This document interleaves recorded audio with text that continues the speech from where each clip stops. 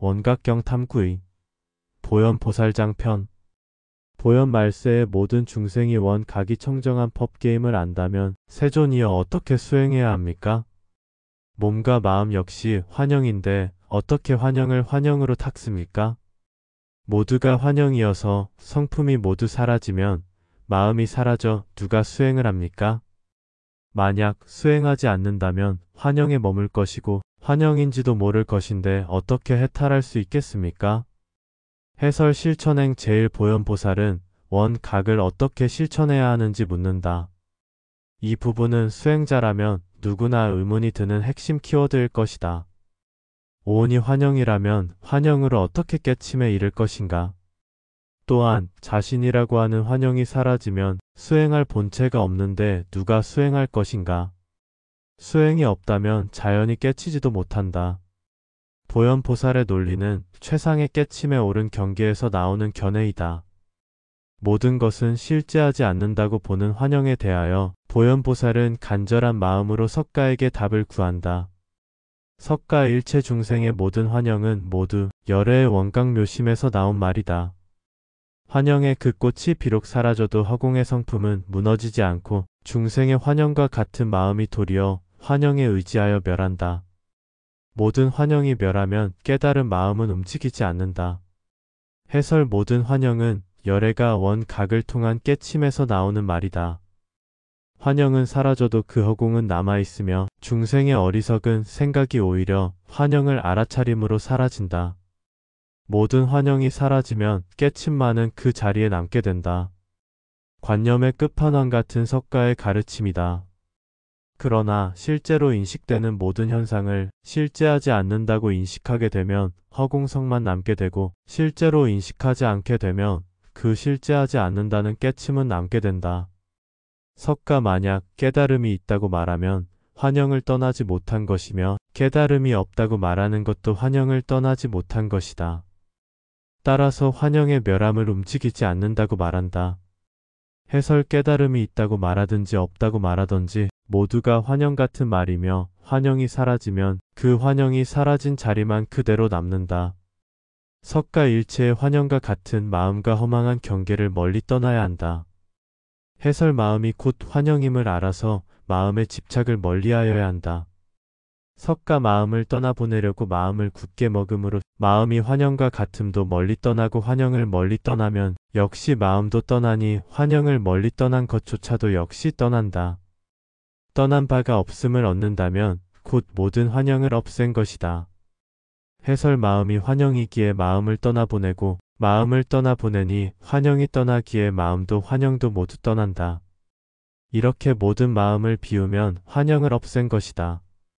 석가 비유하면 나무로 인하여 불이 일어나 나무가 다 타는 것과 같다. 재는 날아가고 연기는 사라진다. 환영으로서 환영을 닦는 것도 이와 같다.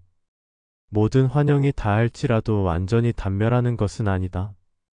해설 나무에 불이 붙어 나무가 다 타고 나면 모든 것은 소멸한다. 환영을 환영으로 닦는다는 것은 환영이었던 나무가 타면 그 환영조차도 모두가 사라지는 것과 같다. 그러나 완전한 무인 것은 아니다. 왜냐하면 허공성과 깨달음은 그대로이기 때문이다. 석가 환영임을 알면 곧 마음이 떠나니 환영을 멀리 떠나는 즉 깨닫는다.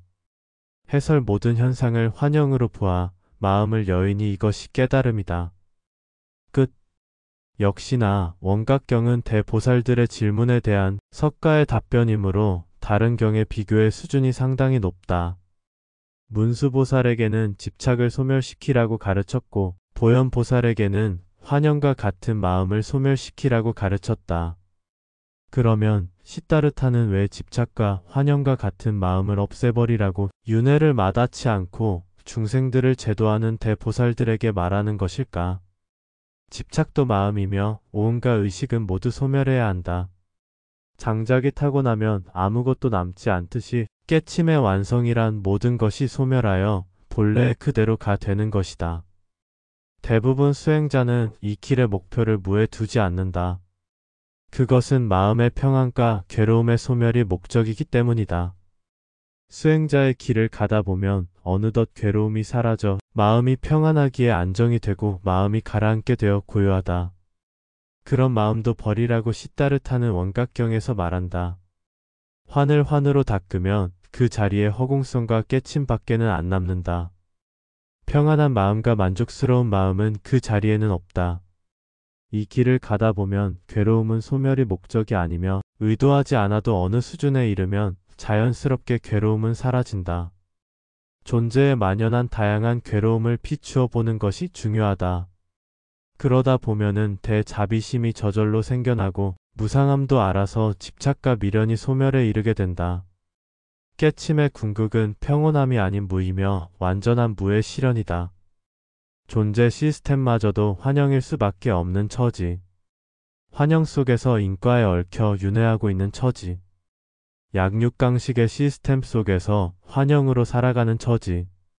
환영을 환영으로 닦을 수밖에 없는 처지.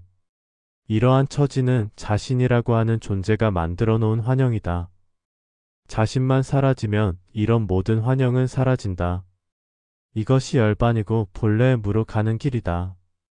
문제는 집착과 미련이 자신을 환영 속에 붙들어 맨다는 것이다. 집착과 미련을 어떻게 확실히 소멸시키는지는 존재 시스템이 드러나면 더 확실해진다. 왜냐하면 존재를 알면 알수록 머무르고 싶지 않기 때문이다. 그러려면 모두가 붓다라는 불성의 함정을 헤쳐나오고 모두가 완벽한 조화라는 열의 장의 함정도 빠져나와야 하며 통째로 하나로 보는 단일 의식의 함정에서도 나와야 한다. 그럴 때 태초의 본래의 무에 이르는 열반이 드러난다.